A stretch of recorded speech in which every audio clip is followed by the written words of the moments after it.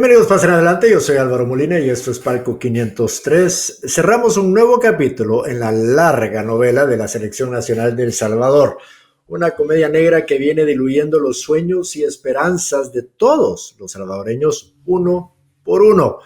En esta edición de Palco desciframos lo que le pasó en esta Copa Oro a una selección que se vendió como una ilusión solo para revelarse como un reflejo del pasado. Y para charlar sobre el tema es un enorme gusto volver a saludar a Mauricio Rivas, corresponsal de ESPN Deportes, quien se encuentra ya de regreso en El Salvador después de una larga y dolorosa gira. Mi querido Mauricio, ¿cómo te va? Álvaro, qué gusto saludarte, un abrazo para ti, para todos los amigos de Palco 503. Es un placer enorme poder estar con ustedes en un día más de compartir contigo una vez más para hablar de esto que tanto nos apasiona. Y sí, ya estamos de regreso, después de una cansada pero muy la cobertura que se hizo americana en California, en Houston, aguanta calor bastante rico, el sol también que es delicioso en los Estados Unidos.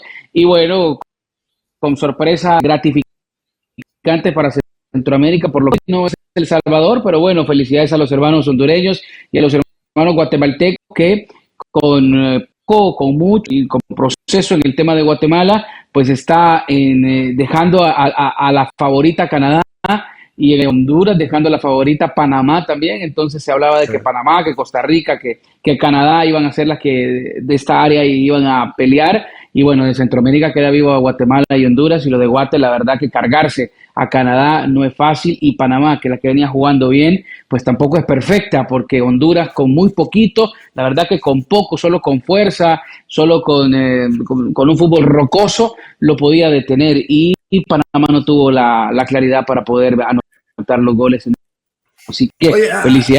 Bueno, bienvenidos aquí al lado donde están los eliminados.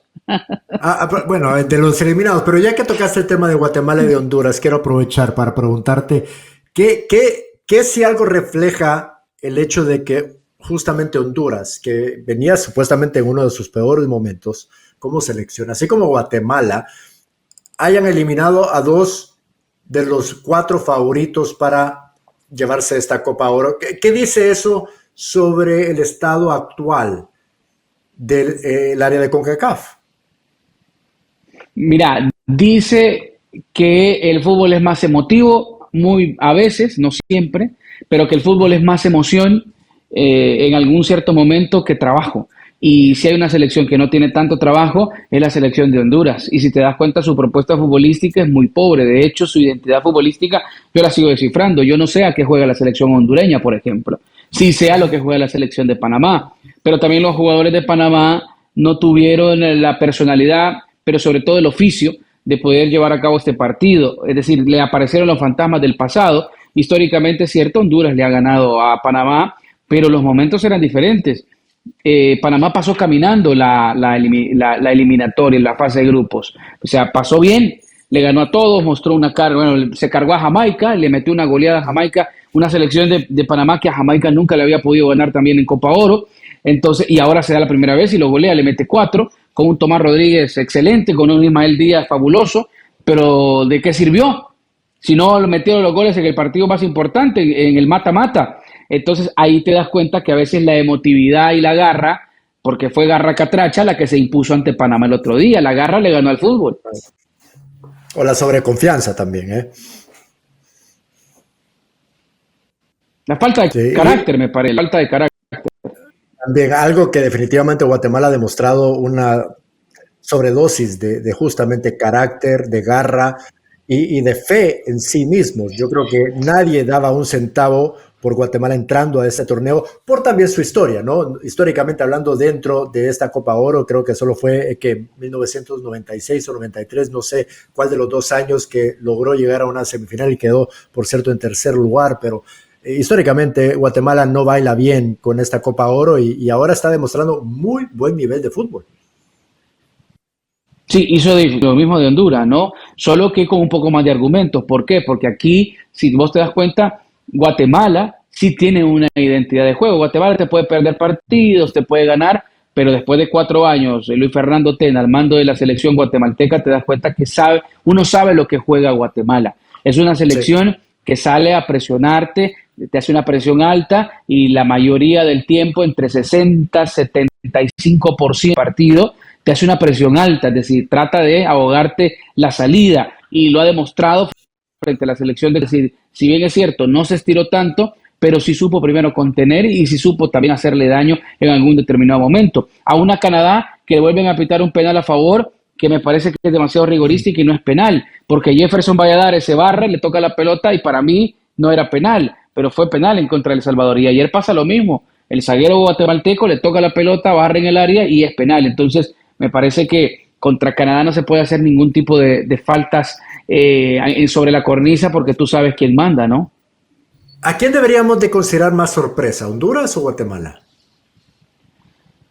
Guatemala porque Honduras con todo y todo histórica selección buena, es decir, es una selección que da la pelea, que hoy no pasa su mejor, pero que anteriormente ha tenido una base que la sustenta, sí, es importante, pero ahorita la sorpresa me parece que Guatemala, porque Guatemala se carga a Canadá, a la mundialista, a la selección con jugadores en el Lille de Francia, en Inglaterra, en Alemania, a la selección que has predominado, que también tuvo ausencias importantes, pero que siguen teniendo calidad. Me parece que lo de Guatemala es la sorpresa más grande centroamericana. Y el batacazo, ¿no? El batacazo de Panamá también es noticia. Sí, sí, sin duda. Dos selecciones que sin duda van a estar lamentando muchísimo su eliminación. Ok, lo que sí no es sorpresa es, pues, lamentablemente lo ocurrido a la selección de El Salvador. Ya has tenido unos días para reflexionar un poco sobre la participación de la selección de El Salvador en Copa Oro. Déjame comenzar con esta pregunta. Si El Salvador, si el fútbol de El Salvador se viera en el espejo en estos momentos, ¿qué viera? Más de lo mismo, más de lo mismo. Más de Si El lo mismo. Salvador se viera en el espejo en este momento, seguiría viendo más de lo mismo. No podemos decir que viera fracaso, porque yo puedo fracasar, pero después de haber cimentado algo, de haber intentado algo, de haber trabajado algo. Y si no te sale, fracasaste.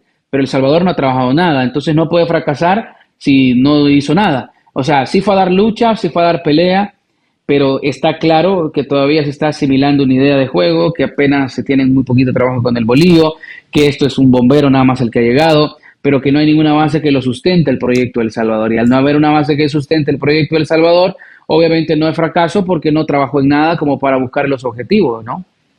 Ok, pero entonces, ¿cómo debemos de interpretar la participación de El Salvador? Es decir, 3 partidos, 0 victorias, 0 goles. Y para la mayoría, pues viendo hacia adelante, 0 esperanzas. ¿Cómo debemos de interpretar, si no es fracaso, cómo debemos de interpretar la participación en Copa Oro de El Salvador? Bueno, si no es fracaso, la podemos interpretar como la tristeza de un retroceso, de una involución. Involución es la palabra. Si no es fracaso, Involución. es involución, totalmente. Es una selección que va a la baja, que va hacia atrás, que está estancada, que no ve hacia dónde debe de ir, pero pues los cañones lamentablemente apuntan a los futbolistas, ¿no? Los cañones apuntan a que estos no metieron goles. Sí creo que hay responsabilidad frente a Canadá cuando se estaba haciendo en Houston un partido correcto. Me parece que El Salvador lo estaba conteniendo y que aparte Jefferson Valladares estaba haciendo un gran partido y tenía prácticamente a la medida Shuffleboard, un jugador rapidísimo, y esa banda le llegaba el mismo Jonier también y lo tenía contenido y lo estaba haciendo bien y Jefferson Valladares y después sale lo del penal que ya te lo dije y ya te lo mencioné. Ahora, sí creo que hay jugadores que vale la pena rescatar, como Mario González, que sigue siendo importantísimo para nosotros, pero qué lástima que nosotros mismos somos nuestros mismos rivales, ¿verdad? Sí. Porque Mario hace una tapada espectacular para irnos 0-0 al descanso y viene Jairo, levanta el codo y se deja expulsar de una manera tonta, de una manera inmadura, de una manera muy antiprofesional y termina dejando a sus compañeros en una forma muy complicada frente a una poderosa selección como la de Canadá. Y lo de Santos Ortiz igual, es decir, te lesionaste, te cortaste la cabeza, dale espacio a otro compañero, es decir, no te puede esperar el técnico 10 minutos para que te suturen y que puedas ingresar, haz el cambio, o sea, no estabas para seguir jugando y después haces una patada inoportuna en una zona intrascendente del terreno de juego, después de haberse ganado una patada pegadita al listón de banda, y después se gana una cerca de la banda en una zona intrascendente. Entonces, no hay madurez profesional, creo que no hay trayectoria y no hay personalidad tampoco. Y dejaste a tus jugadores comprometidos, a tus compañeros comprometidos. Yo hubiese querido ver El Salvador-Canadá, me lo dijo el señor Julio César Deli Valdés, con el que estoy compartiendo en algunos programas. Me dice, Mauricio, yo hubiese querido ver a la selección del Salvador y Canadá terminar 11 contra 11 para ver cómo le iba a Canadá, porque me parece que El Salvador le está haciendo un partido correcto. Y al ver el tercer partido de esta selección, me generaba que había algunos avances importantes después de lo que había pasado en San José y frente a Honduras, que tampoco contra Honduras fue malo, pero no tenemos gol y no tenemos un 10. Y el último 10 fue Cheyo Quintanilla, que por cierto lo vimos en Houston, pero si pasaron tanto tiempo que Cheyo se retiró y no volvió otro Cheyo Quintanilla, ahí te das cuenta que esto no ha crecido, que no hay otro Cheyo en El Salvador. Sí, pero esto no ha avanzado. Estos vacíos mentales que tú mencionas se vienen viviendo, es parte de la cultura del fútbol salvadoreño. Sí, yo creo que pero no puede ser eso, Alba.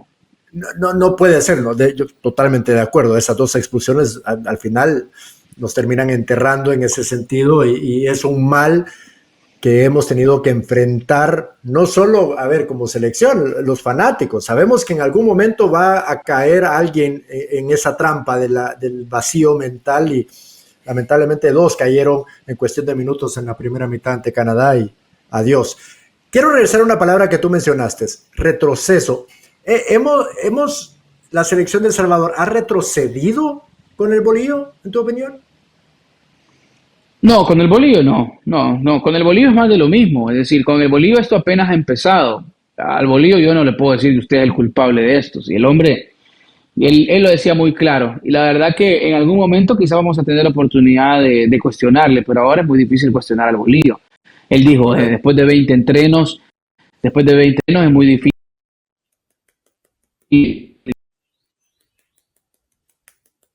ver una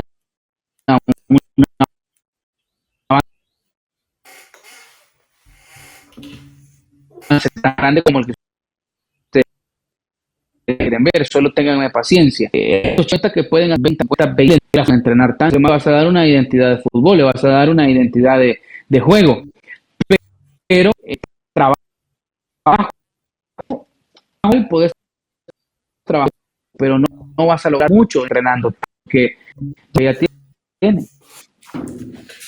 Sí, de hecho, las primeras palabras que salió de la boca de Bolillo al terminar la Copa Oro fue cuando él menciona que el proceso es 2030, no es ahora. No sé cuál fue tu reacción al escuchar eso.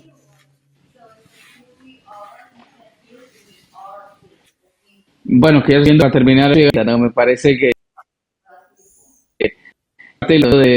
de venderse y llegar hasta el 2030 para las nuevas autoridades que también lleguen a la fútbol, ¿no? Me parece por ahí que él quiere seguir, ¿verdad? Que quiere seguir teniendo también trabajo, que no sé qué va a pasar con él a mitad de autoridades, se van en agosto, me lo dijo Rolando González, te lo decía el otro día de Houston, y dice Rolando, no, yo me voy en agosto, septiembre voy a ver la eliminatoria de mi casa, y ahí le hacía yo la broma, bueno, lo va a ver con la camisa roja porque usted es de Panamá, y le decía, no, yo me comprometí con este proyecto azul y bueno, voy a estar con la camisa azul viendo los partidos frente a la selección panameña, pero sí creo que no sabemos qué va a pasar, pero cuando él dice hasta el 2030, porque él quiere seguir aquí, pues, quiere seguir teniendo trabajo.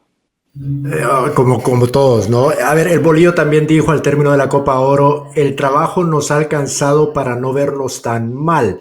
Ok, si no nos vimos tan mal, ¿qué mensaje te dejó a ti esta Copa Oro? No, para mí el mensaje es negativo, no siquiera, ni siquiera meter un gol, para mí es muy negativo. Me parece que sí que hay un trabajo en zona defensiva. Me parece que hay un orden táctico a lo que Bolillo, que es un técnico pragmático, que es un técnico defensivo, que se guarda muy bien. Me parece que sí hay un trabajo de defensa y de orden, donde podemos decir de repente creció o que mejoró la selección. Segunda línea, que es el armado de la jugada, obviamente no hay goles, porque si no armas en medio, ¿quién va a meter goles si no le genera fútbol? Entonces, muchísimo trabajo. Cuando él dice, creo, no nos vimos que a Honduras 11 contra 11 metió 6, y a nosotros con 9 nos metió 2. Me parece que a eso se refiere, que no lo golearon, pasaron por arriba. A eso creo que se refiere el Bolillo Gómez con la frase. ¿Qué si algo te ha gustado de esta selección bajo el mando del Bolillo? ¿Qué me ha gustado? Lo único que me ha gustado es la unión que tiene. Me parece que hay una motivación del lado de Bolillo y les ha metido en el chip, les ha metido en la cabeza que son buenos, que pueden salir hacia adelante. Los está haciendo muy positivos, ¿verdad? Los está haciendo muy positivos y los está haciendo muy, muy propositivos, le creen el discurso y yo creo que va bien. Lo que pasa es que ha llegado tarde. O sea, esto Sí. estaba bien hace 4 años, ¿verdad? Hace 4 años esto hubiese sido magnífico, porque ya a esta altura él ya conociera más a El Salvador, conociera más al jugador, conociera más la idiosincrasia del jugador, supiera qué puede encontrar, qué variantes puede utilizar y nos viéramos quizás un poquito mejor.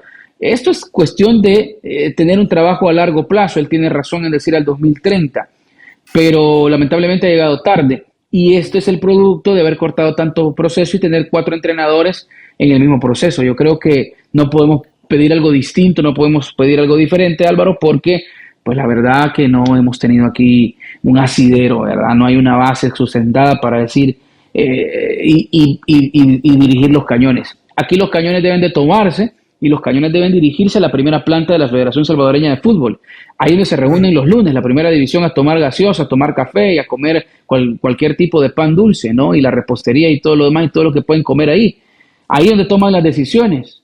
Ahí hay que apuntar los cañones y decirles qué han hecho durante todo este tiempo. Ustedes, primera división, tienen arruinado el fútbol salvadoreño porque no están formando jugadores, porque no están teniendo una estructura buena, porque la estructura del fútbol salvadoreño es reflejada en la selección, porque la mayoría de jugadores de selección son de la liga local. Entonces, ¿qué han hecho ustedes durante todo este tiempo? La culpa de la selección es de ustedes, porque son sus jugadores, porque ustedes no han formado, porque ustedes no han trabajado. Entonces, no le apuntemos los cañones ni a Bolillo ni a los jugadores. Si apuntemos los cañones a la estructura del fútbol que no ha hecho absolutamente nada y que solo apunta la nariz al domingo para que su equipo gane, nada más. Pero algo diferente aquí no se ha hecho. Entonces, es lógico que vamos a tener lo que tenemos. Es decir, hay países que merecen el fútbol que tienen, ¿no? Y El Salvador es uno de ellos. Y revertir eso va a tomar tiempo y si no tenemos la paciencia para un proceso mundialista, te puedes imaginar, pues Lo que pasa es que implementar. solo hay intereses personales. Aquí solo hay intereses personales de por medio. Aquí Claro. necesita la estructura del fútbol que venga alguien, por ejemplo, como Yamil Bukele, que llegó a la federación y trató de ayudar a poner orden también, así como él generó la ley, se hizo la ley general de los deportes y ha venido tratando de que todo mejore dentro de la federación. Ya se va a dar cuenta que no solo es un tema de federación, sino que es un tema también de que la federación regule a los de abajo, regule la primera, regule la segunda, mejore la tercera, mejore las bases de estos equipos y les obligue a tener estructura, a tener canteras, a tener verdaderos formadores trabajando.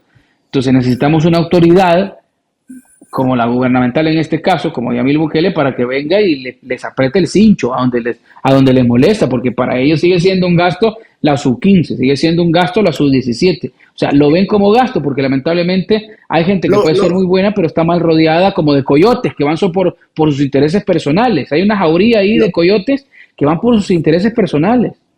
lo ven como un hobby, Mauricio. No entienden el negocio y a medida que no entendas el No negocio, saben, va a correcto. ser, va a ser una industria, entre comillas, empírica, es decir, no entienden lo que están haciendo y lo que necesitan estar desarrollando porque no Así entienden es. el negocio. Ellos viven semana tras semana, domingo tras domingo, miércoles tras miércoles, fecha por fecha, y por eso se sientan todos los lunes para improvisar sobre un calendario, sobre una liga que es, pudiéramos argumentar, semiprofesional, porque a la mitad de los jugadores ni siquiera le pagan, y si les pagan, le pagan la mitad del torneo. Seamos realistas, esa no es una industria, Sí, no es una liga profesional.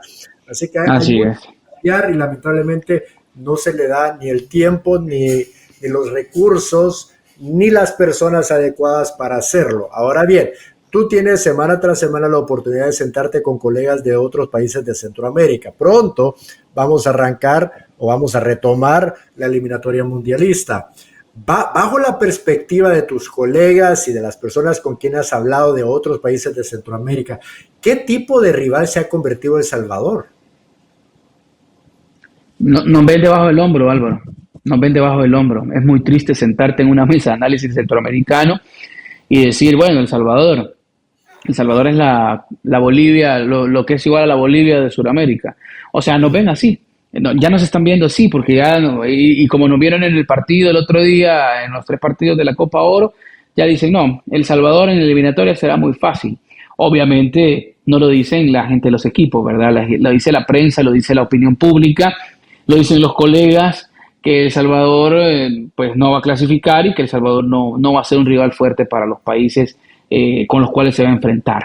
Guatemala, lo viste cómo anda jugando de bien, con jugadores importantes, con Oliver Escobar, que me parece que va a ser un chico importantísimo, y una Panamá que ni se diga, o sea, nos agarra Panamá y mejor que nos agarre confesados, porque no sabemos qué va a pasar.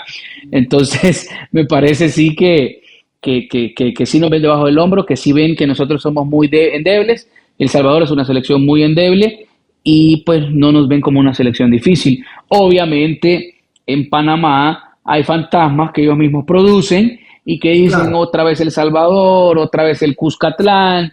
Y bueno, vamos a ver cómo llega esta selección. Yo sí quisiera que, si bien es cierto, esto fue fogueos de lujo en Copa Oro para el señor Hernán Darío Bolívar Gómez, yo sí quisiera que dentro de un par de semanas se retome el trabajo, se retome la selección y se empiecen a buscar partidos amistosos, aunque no sea fecha FIFA, y que los Claro. equipos trabajen toda la semana con la selección y el fin de semana vayan, cuando empiece el torneo, a jugar los partidos con sus equipos, pero que estén al 100% en la semana con la selecta, o que por ejemplo trabajen lunes, martes, miércoles, jueves, el viernes hagan una práctica con su equipo, jueguen el fin de semana y el domingo en la noche de nuevo estén con la selección. Es la única manera de darle un margen de mejora. Lo que pasa, Álvaro, que el fútbol salvadoreño, imagínate esto, el fútbol salvadoreño en este momento, la selección y toda la estructura del fútbol profesional es como una piscina ponchada. Entonces, la piscina ponchada le pones a cada rato parches y vas tapando hoyos, vas tapando hoyos. Ujú. Entonces, para que llene un poquito. A eso es lo que vamos. El problema es que aquí, en lugar de ponerle parches, como debe ser, le ponemos curitas. Entonces, esas curitas inmediatamente se despegan y se vuelve a salir el agua. O chicles, ¿no? Es decir, ya una vez se seca el Chicle. chicle, bye bye, se va. Poco tiempo queda, Mauricio, para que retomemos el camino mundialista. Jugamos en septiembre 2 partidos importantes. El primero va a ser contra Guatemala. Ya no es la misma Guatemala que veíamos hace un par de semanas incluso. Es una nueva Hoy va Guatemala, a llegar es más una nueva fortalecida. selección en todo sentido, específicamente Le psicológica ganó y a Jamaica y mentalmente. a Canadá, ¿qué te puedo decir? Y así como está jugando la selección de Estados Unidos, no sabemos, eh, por ahí tendrán otra sorpresita bajo la manga. No sabemos, la verdad, pero lo que sí sabemos es que va a ser una tarea titánica de poder revertir, incluso hablando de fantasmas, siempre hemos tenido fantasmas alrededor de la selección de Guatemala también, así que tampoco nos salvamos de esas. ¿Qué tanto puede llegar a cambiar esta selección de El Salvador de acá a septiembre?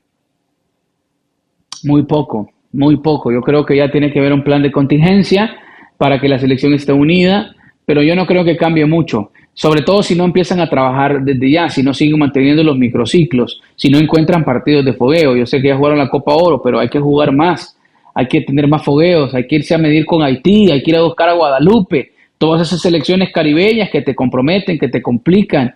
Hay que jugar frente a esas selecciones fuertes. Yo preferiría jugar contra Haití, contra Guadalupe, una vez más contra Curazao, buscar a Jamaica.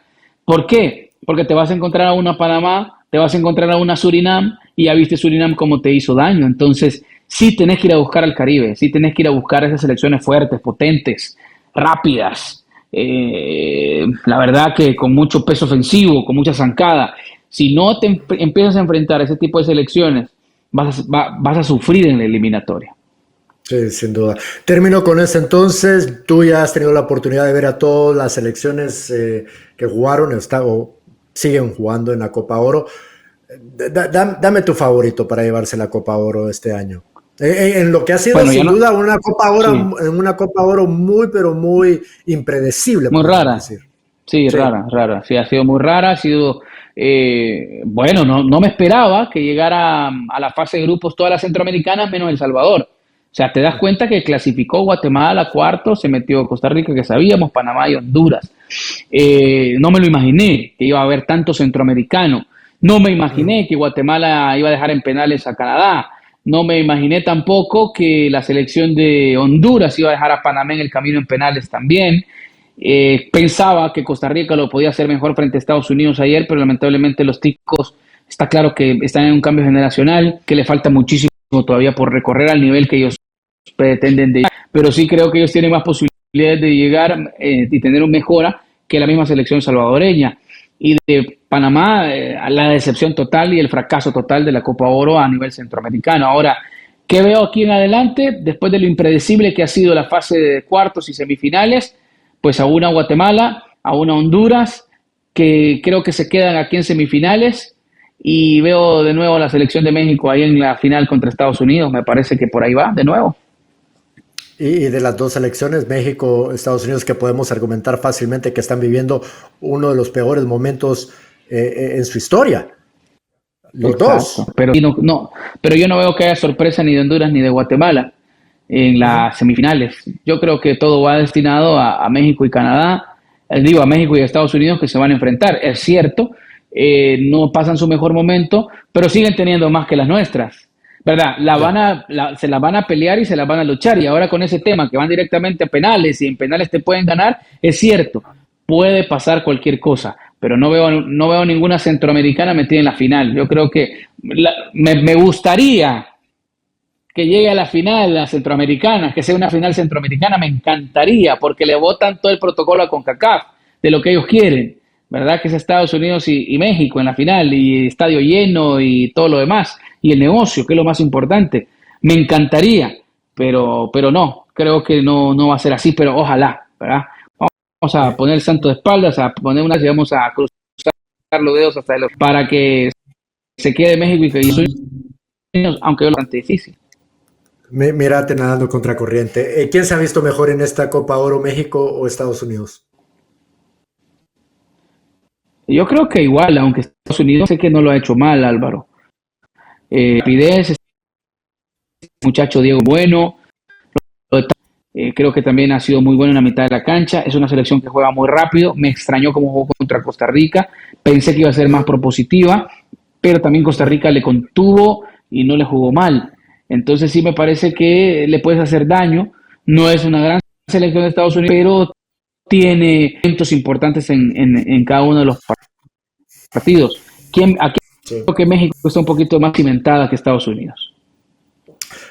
Lo que sí tienen ambas aún es jerarquía y eso es algo que pesa, Lo especialmente tienen, cuando se trata cosas que de este nosotros no tenemos. torneo. Bueno, nosotros ya lo perdimos por completo, por lo que tú me has indicado. Muy bien, Mauricio, gracias. Sé que tenés una agenda apretadísima estos días. Te suelto, te agradezco y así como vamos avanzando, te vamos a Ahora, estar molestando. Fuerte abrazo y gracias, Mauricio. Álvaro, muchísimas gracias a vos, a Jorge y a toda la gente que siempre está pendiente de tu espacio. Bueno, aquí esperando ver buenas noticias más adelante y que esto me un fuerte abrazo y bueno, de familia también esté muy bien y nos encontramos en la Igualmente, gracias Mauricio. Tenemos a Mauricio Rivas acompañándonos desde El Salvador, ya unos días removidos de esta Copa Oro y reflexionando un poco sobre esta realidad de El Salvador. Vuelvo y repito, para mí siempre habíamos tenido que tener un poco de cautela, tuvimos que haber entrado con cautela. Yo creo que pocos entramos a este torneo con esa esperanza de ganarla, ni mucho menos, pero hay que todavía tener un poco de cautela en este inicio de proceso. Lamentablemente son las mismas palabras, ¿no? Podemos tener esto en repetición año tras año. Iniciamos un nuevo proceso y es justamente nos encontramos en ese estado de arrancar un nuevo proceso con el bolillo. ¿Hasta dónde nos puede llevar esto? ¿Quién lo sabe tomando en cuenta lo que nos espera a partir de este mes de septiembre? Lo cierto es que de aquí a fin de año sabremos exactamente dónde estaremos parados, si estaremos con ilusión o no, y si será momento de iniciar un nuevo proceso a partir de enero de 2026. Muy bien, hasta aquí llegamos. Gracias por hacernos parte de su día. Vamos a continuarla mañana con mucho más acá en Palco 503. Hola, soy Jaime Macías. Si quieren más contenido como este, suscríbanse a Red de Fútbol y activen las notificaciones.